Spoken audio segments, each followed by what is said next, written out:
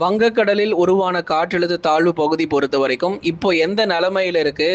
தமிழ்நாட்டிற்கு மழை வருமா வராதா? வெயிலுடைய தாக்கம் நாளுக்கு நாள் மோசமாகிட்டே போகுது.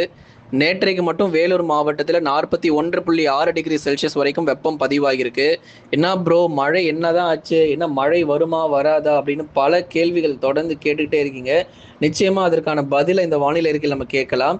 ஒவ்வொரு நாளும் நம்ம சேனல்ல வந்து பார்த்தீங்கன்னா போஸ்ட் போட்டுக்கிட்டே இருக்கிறோம். எல்னினோவினுடைய தாக்கத்தை குறித்து, மழை பொழிவை பத்தி எல்லாமே, வெயிலுடைய தாக்கம் எந்த அளவுக்கு தமிழ்நாட்டில் பதிவாகியிருக்கு என்பதை குறித்து மிக தெளிவாக நம்ம சேனல்ல போஸ்ட்னு சொல்லி ஒரு ஆப்ஷன் இருக்கும். எப்படி வீடியோ அப்படின்னு சொல்லி ஒரு ஆப்ஷன் இருக்கும், அதே மாதிரி போஸ்ட்னு ஒரு ஆப்ஷன் இருக்கும். அதில் போய் பார்த்தீங்கன்னா தெளிவாக உங்களுக்கு அதில் நம்ம வந்து கொடுத்துருப்போம். அதை போய் பார்த்து நீங்கள் பயன்பெறுங்க. அதே மாதிரி ஒவ்வொரு நாளும் வானிலை அறிக்கையை கேட்டு நீங்கள் பயன்பெறுங்க. காலை நேரங்கள் மாலை நேரங்களில் கொடுக்கக்கூடிய வானிலை அறிக்கையை கேட்டு பயன்பெறுங்க. சப்ஸ்கிரைப் மட்டும் பண்ணிட்டு அப்படியே விட்டுறாதீங்க. பக்கத்தில் ஒரு பெல் பட்டன் இருக்கும், அதை கிளிக் பண்ணால் மட்டும்தான் எப்போல்லாம் நம்ம வானிலை அறிக்கை சொல்கிறோமோ உடனே உங்களுக்கு நோட்டிஃபிகேஷன் வரும். அதனால் அதை மறக்காமல் அந்த பெல் பட்டனை கிளிக் பண்ணி வச்சுக்கோங்க. தொடர்ந்து இனி வரப்போகிற நாட்களில் மழையினுடைய தீவிரம் தமிழ்நாட்டில் அதிகமாக தாங்க இருக்க போகுது. யார் என்ன சொன்னாலும் அதை வந்து நீங்கள் கவலைப்படாதீங்க. வெயில் தான் கொளுத்துன்னு சொல்லுவாங்க, மழையே வராதுன்னு சொல்லுவாங்க. அதெல்லாம் நீங்கள் கவலையப்படாதீங்க. நாளையிலிருந்து நமக்கு கனமழை வந்து கிடைக்க போகுது.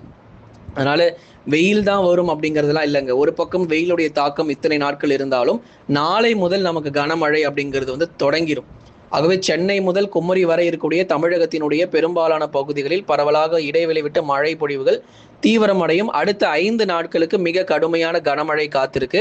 சரி, அதெல்லாம் நம்ம பார்க்கறதுக்கு முன்னாடி வங்கக்கடலில் உருவான காற்றழுத்த தாழ்வு பகுதி மேலும் தீவிரமடைந்திருக்கு.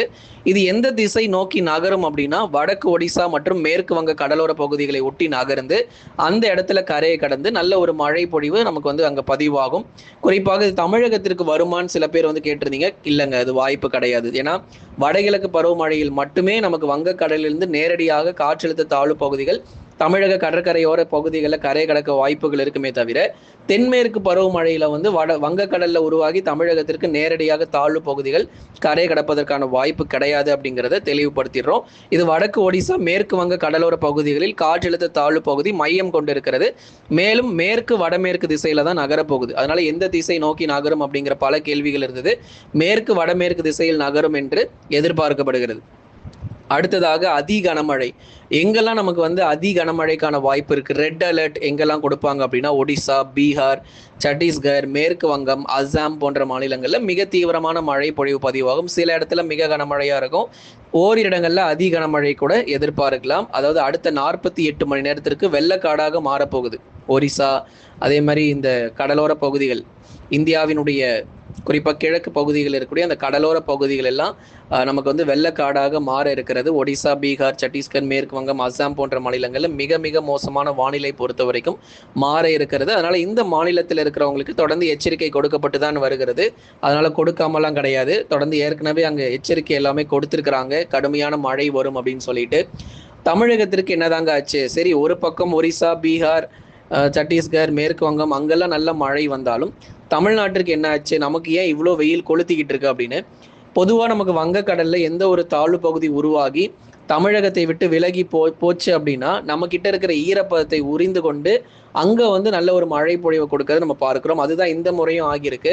கடந்த முறை தாழ்வு பகுதி உருவாகும் போதும் அதிக வெப்பம் பதிவாச்சு. இந்த முறை தாழ்வு பகுதி உருவாகும் போதும் நம்ம தமிழகத்தை விட்டு விலகி போகிறதுனால கிட்டத்தட்ட அந்த ஈரப்பதங்கள் எல்லாம் உறிந்து கொண்டு தொடர்ந்து நமக்கு வந்து அந்த வெப்ப காற்று பொறுத்த வரைக்கும் வீசுகிறத நம்ம பார்க்கிறோம். இப்போ அந்த இடத்துல தாழ்வு பகுதியும் கரையை கடக்க ஆரம்பிச்சாச்சு.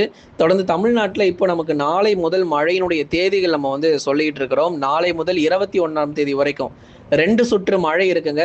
தெளிவு பண்ணிக்கோங்க. நிறைய பேர் இன்னும் ஒரு குழப்பத்தில் இருக்கீங்க, எப்படி எப்போ எந்த தேதியில மழை வரும் தெரில அப்படின்ட்டு.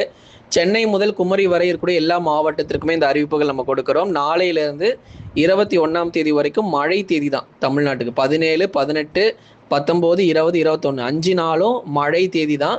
இதில் என்ன ஒரு பிரச்சனைனா ஒரே நேரத்தில் எல்லா மாவட்டத்திலையும் மழை வராது. 17ஆம் தேதி மழை இல்லாத இடங்கள்ல 18 கண்டிப்பாக மழை வந்துடும். 18, 19 இல்லாத இடங்கள்ல 20, 21 நமக்கு நிச்சயமா மழை கிடைச்சிரும். ஆனால் நமக்கு பெரும்பாலும் 17, 18 நமக்கு மழை தீவிரமாக வாய்ப்பு இருக்கு. நாளைய தினத்துல வந்து பார்த்தீங்கன்னா உள் மாவட்டங்களில் கடலோர பகுதிகளில் பல இடங்களிலும் தொடர்ந்து மழை பொழிவு 21ஆம் தேதி வரைக்கும் இந்த மழையானது நீடித்து காணப்பட போகுது. முதலாவதாக நம்ம பார்க்க போகிறது சென்னை முதல் கடலூர் வரை இருக்கக்கூடிய இடங்கள். சென்னை, திருவள்ளூர், காஞ்சிபுரம், செங்கல்பட்டு, விழுப்புரம், கடலூர், புதுச்சேரி, காரைக்கால், கள்ளக்குறிச்சி. நம்ம பொறுமையாக தாங்க சொல்கிறோம். இவ்வளோ மாவட்டங்களிலும் நாளைய தினத்தில் பகுதியாக மழை வாய்ப்புகள் அதிகரிக்க ஆரம்பிச்சிடும். வட சென்னை, தென் சென்னை, திருவள்ளூரில் பள்ளிப்பட்டு, அதே மாதிரி கும்மிடிப்பூண்டி, பொன்னேரி, காஞ்சிபுரம், ஸ்ரீபெரும்புதூர், வாலாஜாபாத், அதுக்கப்புறம் வந்து பார்த்திங்கன்னா காஞ்சிபுரத்தில் உத்திரமேரூர், குன்றத்தூர், இந்த மாதிரி இடங்கள்ல கணிசமாக நமக்கு மழை தீவிரம் அதிகரிக்க ஆரம்பிச்சிடும். நாளையிலிருந்தே உங்களுக்கு அதுவும் ஒன்று மாலை நேரங்களில் மழை தொடங்கும். அப்படி இல்லைன்னா இரவு நேரங்கள், இரவு 9 மணி, 10 மணி, 11 மணி கூட மழை வரலாம். எது எப்படியோ நேரங்களில் சில மாற்றங்கள் இருக்கும். கண்டிப்பாக அறிவித்த தேதிகளில் நமக்கு மழை கிடைக்கும். மாலை இரவு நேரத்தில் தான் நமக்கு மழை பொழிவு அதிகமாக காத்திருக்கு கடலோர பகுதிகளில். அடுத்ததாக அதே மாதிரி கடலூர், விழுப்புரம் போன்ற இடங்களிலும் மாலை அல்லது இரவு நேரங்களில் பகுதியாக இடியுடன் கூடிய மிதமான மழை பதிவாக வாய்ப்பு இருக்கு. அடுத்ததாக உள் மாவட்ட பகுதிகள், வேலூர்ல ரொம்ப மோசமான வெயில் பதிவாயிட்டு இருக்கு. இதற்கு பதில் கொடுக்கிற விதமாக மழை பொழிவு நாளைய தினங்கள்ல நீங்க எதிர்பார்க்கலாம். வேலூர் மாவட்டங்கள்ல அடுத்து வரப்போற இந்த வெள்ளி, சனிக்கிழமை, ஞாயிற்றுக்கிழமைகள்ல பரவலாக மழை கிடைக்கும். வேலூர், திருப்பத்தூர், ராணிப்பேட்டை, திருவண்ணாமலை, கிருஷ்ணகிரி, தருமபுரி போன்ற மாவட்டங்களில் படிப்படியாக நமக்கு மழையினுடைய தீவிரம் அதிகரிக்க இருக்கிறது. ஆகவே ஒரு தொடர் மழை பொழிவாக வேலூர், திருப்பத்தூர், ராணிப்பேட்டை, திருவண்ணாமலை, கிருஷ்ணகிரி, தருமபுரி, சேலம், நாமக்கல், கரூர் போன்ற இடங்களில் பரவலாக மழை பொழிவு விட்டு எதிர்பாருங்க. நாளைக்கு மழை இல்லாத இடங்கள்ல 18ஆம் தேதியும் 20, 21 தேதிகளில் நமக்கு மழை வரும். 5 நாளுமே நமக்கு மழை தேதி தான். அதனால மேகக்கூட்டங்கள் தொடர்ந்து மாலை நேரங்களுக்கு பிறகு நமக்கு வர காத்து இருக்கிறது. அதே போல உள் மாவட்டங்கள், டெல்டா பகுதிகள், மயிலாடுதுறை, நாகை, தஞ்சை, திருவாரூர், அரியலூர், பெரம்பலூர், திருச்சி, புதுக்கோட்டையில் என்னதான் உங்களுக்கு வெயிலுடைய தாக்கம் மிக அதிகமாக மிக மோசமாக இருந்தாலும் மழையினுடைய தீவிரமும் கண்டிப்பாக நமக்கு வர இருக்கிறது. ஆகவே டெல்டா பகுதிகளிலும் ஒரு இடைவிடாத ஒரு மழை பொழிவுகள் நிச்சயமாக நம்ம எதிர்பார்க்கலாம். விட்டு பகுதியான ஒரு மிதமான மழையா இருக்கும். எத்தனை சென்டிமீட்டர் மழை பெய்யும் அப்படின்னு கேட்டிருந்தீங்க. சென்டிமீட்டர்ல சொல்லணும் அப்படின்னா ஒரு 3 சென்டிமீட்டர்ல இருந்து 6 சென்டிமீட்டருக்குள்ளாக இந்த மழை வாய்ப்புகள் இருக்கும். அதனால வரக்கூடிய மழை வந்து மிக கனமழை, அதி கனமழை கிடையாது. ஓரளவுக்கு கனமழையாக இருக்கக்கூடும். அதிகபட்சம் 6 அல்லது 7 சென்டிமீட்டர் வரைக்கும் மழை சில இடங்கள் எதிர்பார்க்கிறோம். பெரும்பாலும் 2 சென்டிமீட்டர்ல இருந்து 3 சென்டிமீட்டர் இந்த அளவுல தான் நமக்கு மழை பொழிவு பெரும்பாலும் இருப்பதற்கான வாய்ப்பாகவும் எதிர்பார்க்கப்படுது. அடுத்ததாக தென் மாவட்டத்தில் பகல் நேரங்களில் வெயிலுடைய தாக்கம் மிக அதிகமாக இருந்தாலும் நாளை முதல் கணிசமாக நமக்கு மழை வாய்ப்பு அதிகரிக்கும். இந்த எல்னினோவினுடைய தாக்கம் மிக மோசமான ஒரு பாதிப்புகளை தமிழ்நாட்டில் ஏற்படுத்திட்டு இருக்கு. வரலாற்றில் இதுவரை இல்லாத வெப்பநிலை ஜூலை மாதங்களில் பதிவாகிட்டு இருக்கு. 2015 ஒப்பிடும்போது 2026 இது ரொம்ப அதிகம் தான். வெயில் வந்து அப்போ 2015 இருந்ததை விட 2026 அதிகமாகவே தான் நமக்கு வெயில் பதிவாகிட்டு இருக்கு. அதனால எந்த அளவுக்கு ஒரு மிகப்பெரிய ஒரு பேரழிவை நோக்கி நம்ம போயிட்டு இருக்கிறோம் அப்படிங்கிறது இதை பார்க்கும்போதே உங்களுக்கு தெரிஞ்சிருக்கும். எல்னினோவினுடைய தாக்கம் உலகளவில் நிறைய இடங்கள்ல வானிலையில மாற்றத்தை ஏற்படுத்தியிருக்கு. அது தமிழகத்திற்கும் நிறைய பாதிப்புகளை கொண்டு வந்துகிட்டு இருக்கு. அதனால தொடர்ந்து இனி வரும் நாட்களிலும் மழை வாய்ப்புகள், மழையினுடைய தீவிரம் எப்படி இருக்கு அப்படிங்கிறத நம்ம நிச்சயமா ஒவ்வொரு நாளும் நம்ம வானிலை அறிக்கையில சொல்றோம். கேட்டு பயன்பெறுங்க. தென் மாவட்டங்கள்ல மதுரை முதல் குமரி வரை இருக்கக்கூடிய பகுதிகளில் அடுத்த 3 முதல் 4 நாட்களுக்கு பகுதியாக மிதமான மழை தொடரும். சில இடங்கள்ல கண்டிப்பான மழை இருக்கு. மேற்கு தொடர்ச்சியில மலை பகுதிகளில் கனமழையும், மற்ற இடங்கள்ல மிதமான மழைக்கு வாய்ப்பு. நீலகிரி மேற்கு, கோயம்புத்தூர் தெற்குல மறுபடியும் கணிசமா நமக்கு மழை தொடங்க ஆரம்பிக்கும் அடுத்த 5 நாட்கள்ல. கன்னியாகுமரியினுடைய மேற்கு, தேனி, தென்காசியில சில சமயங்கள்ல மிதமான மழை வருவதற்கான வாய்ப்பும் இருக்கு. எதிர்கொள்றது தயாரா இருந்துக்கோங்க.